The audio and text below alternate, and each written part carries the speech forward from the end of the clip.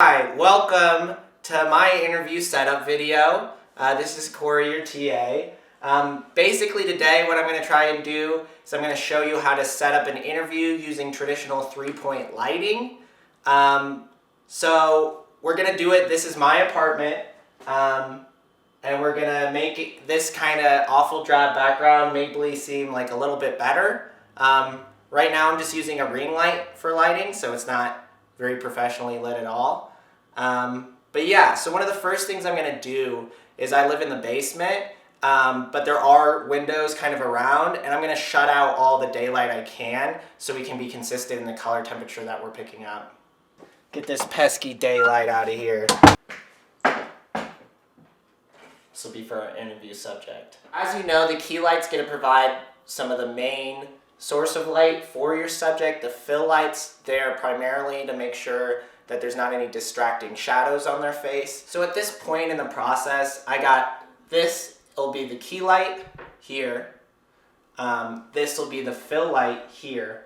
We got the subject here. So this is the setup I've kind of ended up with, but I think right now, the background's very bland. I just have these white walls. I might try putting something over on the left side of the frame to kind of balance it out. We'll see how that works. I have the lamp in the background just to put something there for ambience. It is kind of a taste thing. I got a color changing LED bulb. Basically, it's not bright enough to actually affect any of the lighting on the subject. It is literally just there to kind of spice up the frame a bit. So I kind of wanted to give y'all a wider look of the entire setup. So that's where the camera is. We got a fill light. You can see it's the smaller Felix. The key light, obviously our subject would be there. But going around, we have the backlight, which I used barn doors on. And basically that's just blasting the light on the back of the head right now, so you can get that kind of bright hair feeling. I used the barn doors for that because I just wanted to have it a bit more focused. We didn't need all that extra light. And it's pretty much directly behind, but for various setups, you might need it to be to the right or left, whatever looks better. And just make sure it's not in the shot. But yeah, that's my entire kind of setup right now. So I did quickly want to go over this lighting kit that I'm using. It's the Felix kit. You can check it out from the equipment cage. It'll come in a big kind of suitcase like this. But essentially, once you unpack it, it'll include 4 of these lights. 2 will be bigger. This is one of the bigger ones. And then 2 will be a bit smaller. So I'm using one of the bigger ones for my key light. And then the smaller 2, I got my fill light, and then the backlight. I'm using the smaller ones. It'll also come with this attachment for every single light. These barn doors, so if you need a focus light for whatever reason, it's real easy. Just slide that on. And then it'll come with stands and cables for all the lights as well. What it doesn't come with is extension cords. So just make sure you have enough of those. If you know where you're gonna set up your equipment beforehand, get acquainted with the outlets. You wanna make sure there's not a huge tripping hazard with the wires. Definitely let your interview subject know to be wary of that. What's nice about the Felix kit is that it's a variable color temperature. So on the back here, it has the color temp from 300K to looks like 5600K, and then it also is variable intensity, so you can really do a lot of tinkering. Make sure you obviously have every single one of these at the same color temperature, and then before you start your interview, do a custom white balance by framing something up that is white. For this setup, I chose to do a very shallow depth of field, so I have that iris wide open. And that is because I don't have an interesting background. It's just kind of, you know, white guy, white wall. So I try to spice it up with the lamp a bit, but it definitely doesn't need to be in focus. I'd say for the most of the time you would want maybe a somewhat blurrier background, but it really depends. If it's really essential to your story, which hopefully the background has something to do with the person you're interviewing or their passion or whatever. It's really just a personal preference. How shallow you want your depth of field, how sharp you want the background to be. I wanted to talk about the framing a little bit on this. If you'll notice, he's going to be in the right part of the frame. You're going to want to do that. You all know the rule of thirds. You're going to want to put his face in either the top right or the top left of the frame. That's why I have the lamp there, to just balance it out a little bit. Very little headroom just above his hair.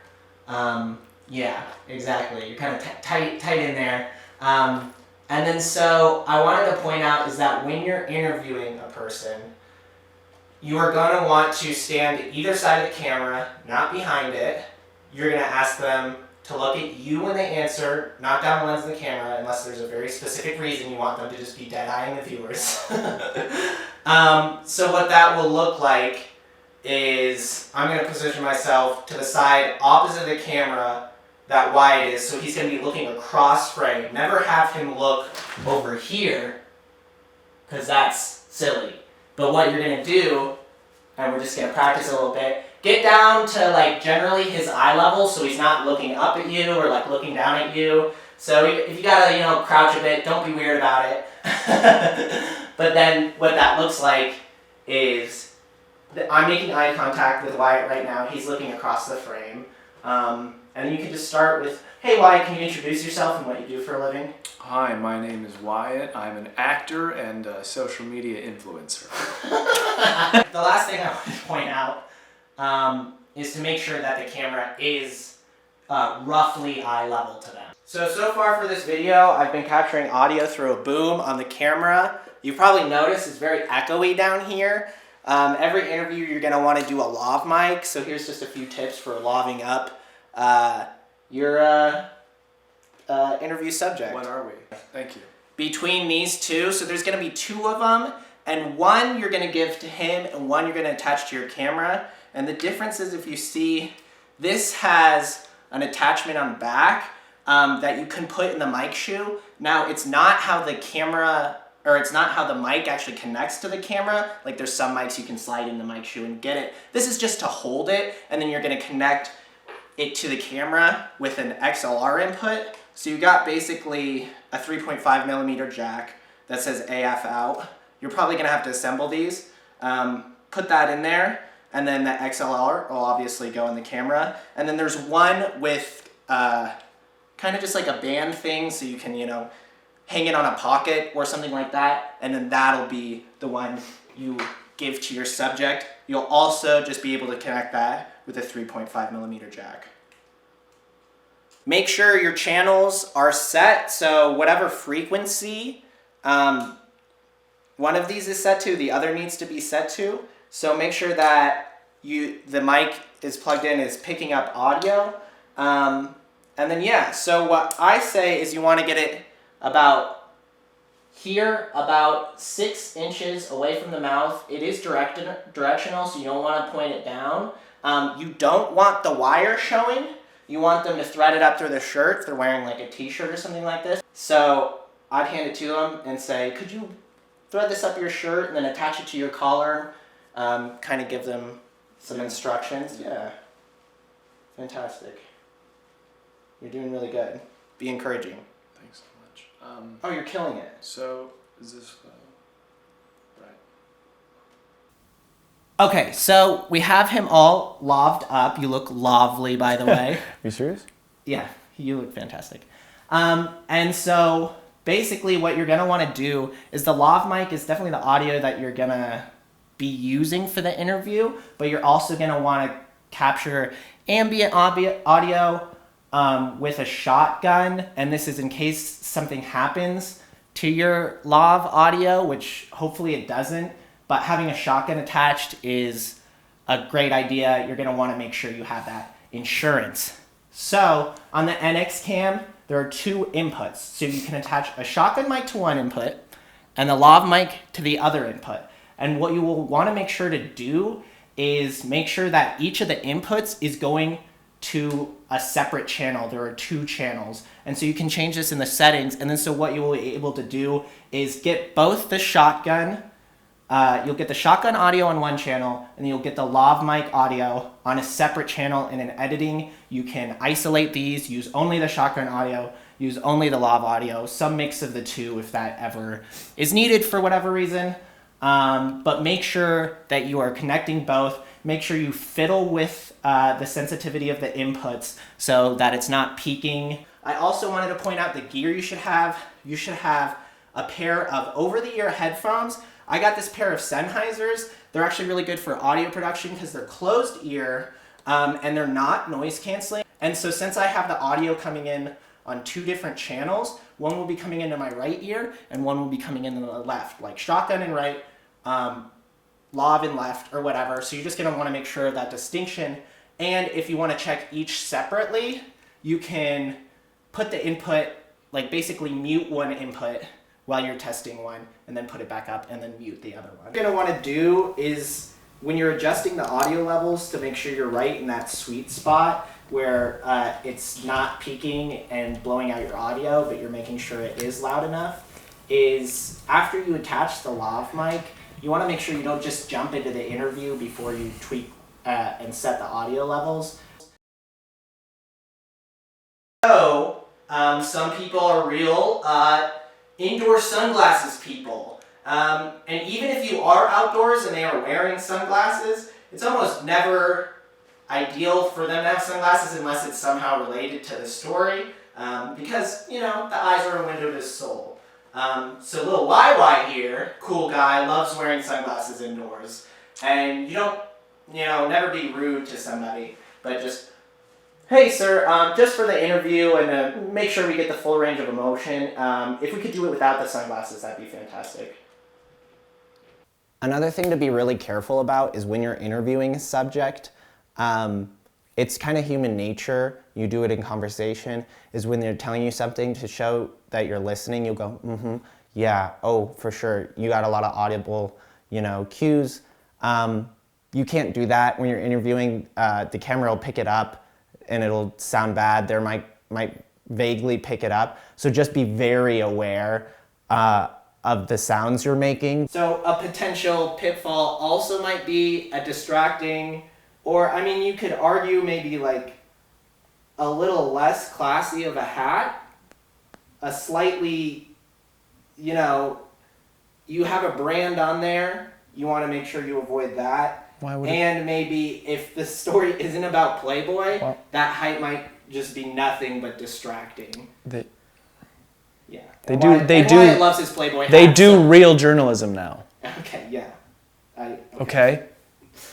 Sir, if you could just I think it'd look a lot better. You got beautiful hair. If you could take that hat off for the interview, I think that'd be a really great look. Okay, well, I think my hair is so beautiful, all right. Exactly.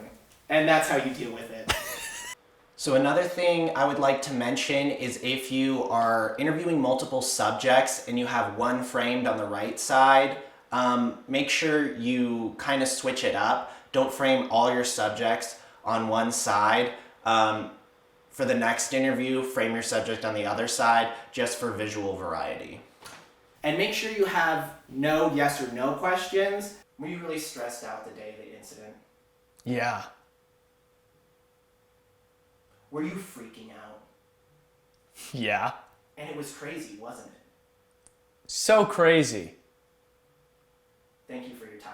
Thank you so much. Another thing to keep in mind is that a lot of people get really nervous on camera. They might freeze up. They might, kind of stumble over their words or apologize profusely or keep starting over.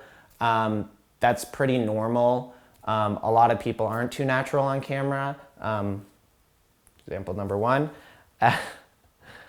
But just make sure you are there and being a really reassuring voice and say, take your time, it's completely fine. If you stumble a bit or use some ums, that's totally okay. You have B-roll that you'll be able to maybe clean that up a bit. So that's always a good tip.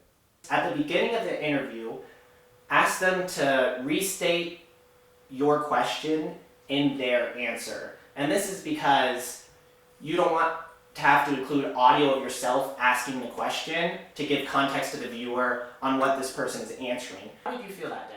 I felt so stressed that day.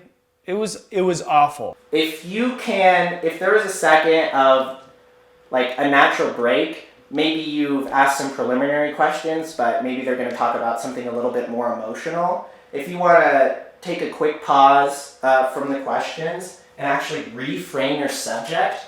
It was really scary because we thought we were going to lose him. Thank God we didn't, but I was scared.